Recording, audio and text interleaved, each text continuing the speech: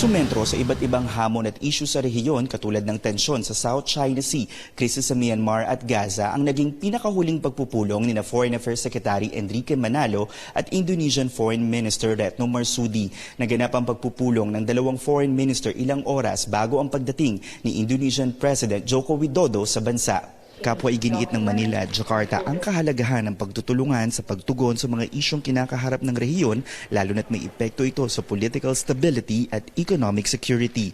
Naganap ang meeting sa ilalim ng Joint Commission for Bilateral Cooperation o JCBC na 7 beses nang isinagawa ng Pilipinas at Indonesia.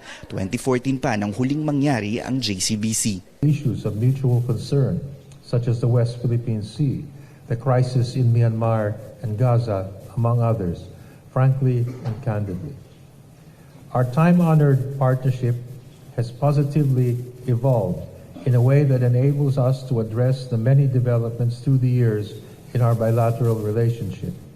On South China Sea, Indonesia is ready to work together with all ASEAN member states, including with the Philippines, to finalize the Code of Conduct as soon as possible.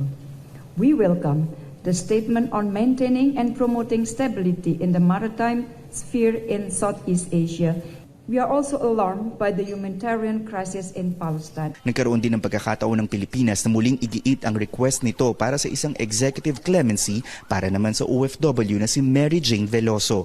Matatandaan na 2010 nang mahulihan si Veloso ng 2.6 kg ng illegal na droga sa Indonesia.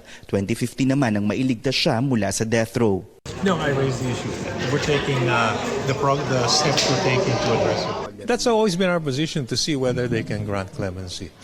That's always been the position of the Philippines. Tiniyak naman ni Manalo na ginagawa ng gobyerno ng Pilipinas ang lahat para maresolba ang kaso ni Veloso. Hindi na siya nagbigay ng detalye pa pagdating sa naging tugon ng Indonesian government sa naging request ng Pilipinas. Tres Tanudalo, CNN Philippines.